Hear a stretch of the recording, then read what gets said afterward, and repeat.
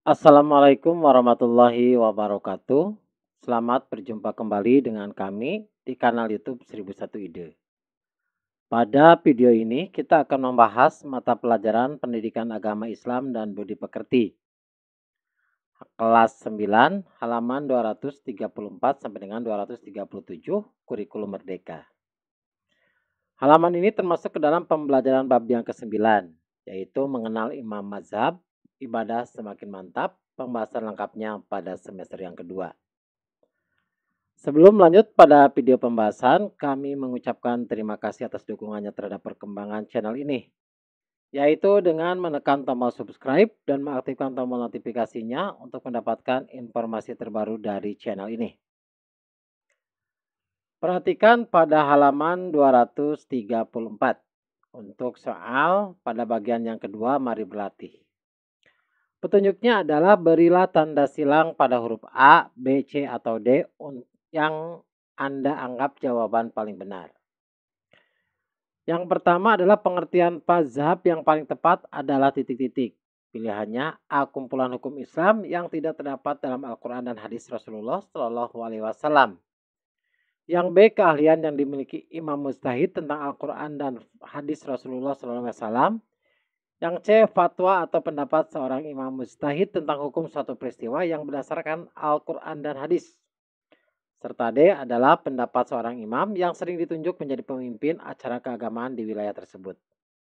Jawabannya adalah yang C, fatwa atau pendapat seorang imam mujtahid tentang hukum suatu peristiwa yang berdasarkan Al-Quran dan hadis. Soal yang kedua dari pernyataan tersebut, pernyataan yang paling tepat yang menunjukkan penyebab utama timbulnya mazhab-mazhab dalam Islam adalah titik-titik. Pilihannya A, penguasa pada saat itu ikut campur dalam memahami Al-Quran. B, perbedaan pendapat dalam memahami Al-Quran dan hadis. C, kitab suci Al-Quran diturunkan di tanah Arab sehingga timbul perbedaan pendapat. D, kepentingan umat agar agama Islam mudah dipahami dan diamalkan. Jawaban yang tepat adalah yang B, bahwa perbedaan pendapat dalam memahami Al-Quran dan hadis. Soal nomor 3.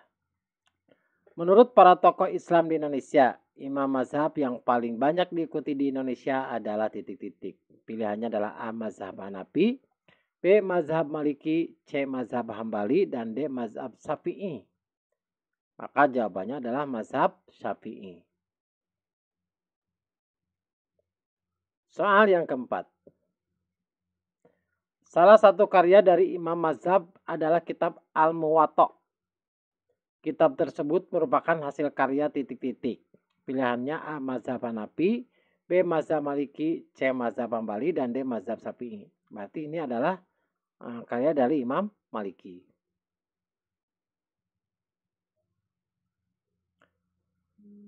Soal nomor 5.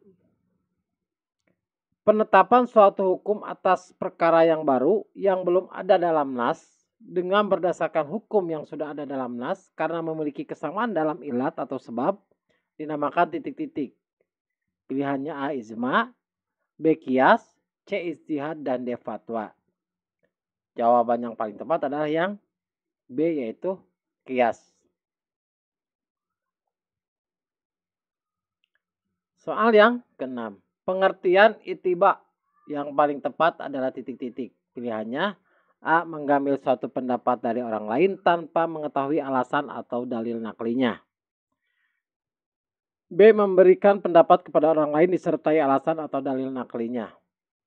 C, mengikuti suatu pendapat dari orang lain dan ia mengetahui alasan atau dalil naklinya. Dan D, meneladani pendapat seorang imam mujtahid tentang hukum Islam.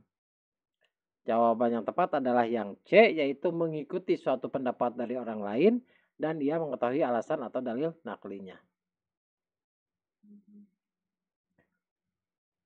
Soal yang ke-7.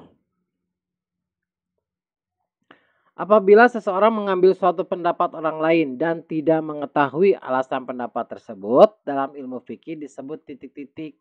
Pilihannya A, ikhtiar, B, taklid, C, ittiba, dan D, ijtihad. Jawaban yang tepat adalah yang B, yaitu taklid.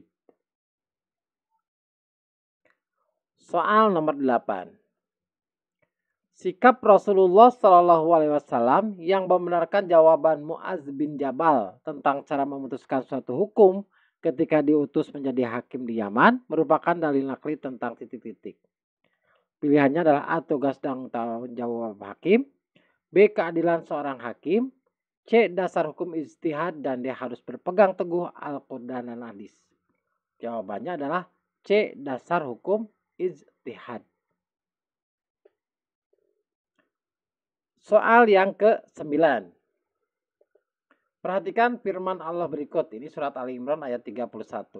Artinya, katakanlah Nabi Muhammad, jika kamu mencintai Allah, ikutilah aku. Niscaya Allah akan mencintaimu dan mengampuni dosa-dosamu. Allah Maha Pengampun lagi Maha Penyayang.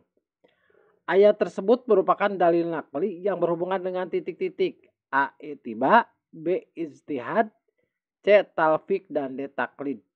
Jawabannya adalah yang A. Ittiba. Soal yang ke-10. Perhatikan wacana berikut.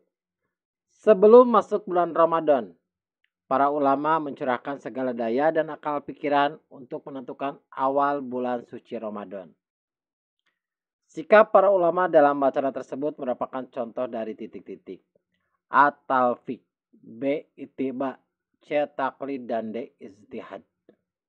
Jawaban yang paling tepat adalah D, yaitu ijtihad.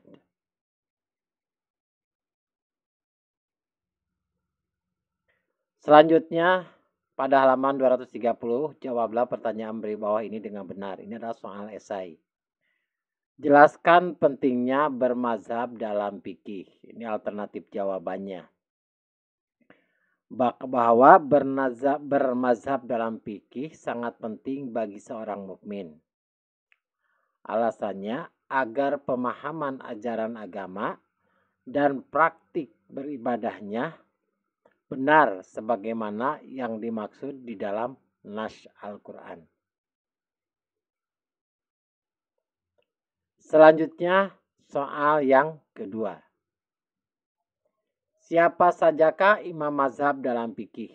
Nah, ini mazhab yang dalam fikih itu ada 4, yaitu Imam Hanafi, Maliki, Syafi'i, dan Hambali. Selanjutnya, soal yang ketiga. Organisasi Islam di Indonesia seperti Muhammadiyah,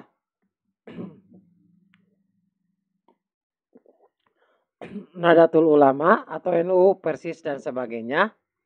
Apakah ada kaitannya dengan mazhab? Jelaskan.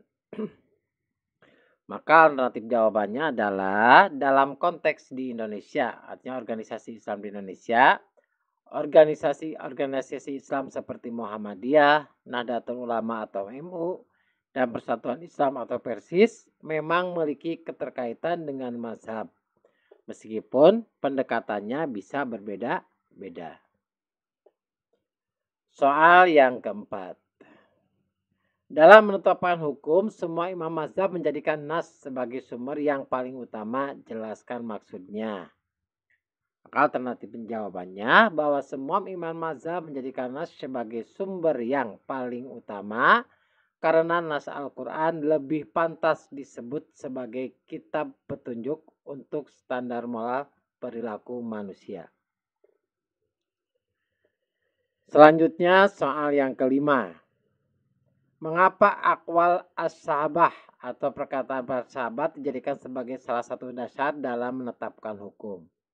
Jawabannya adalah karena para sahabat hidup dan berinteraksi langsung dengan Nabi Muhammad Shallallahu Alaihi Wasallam.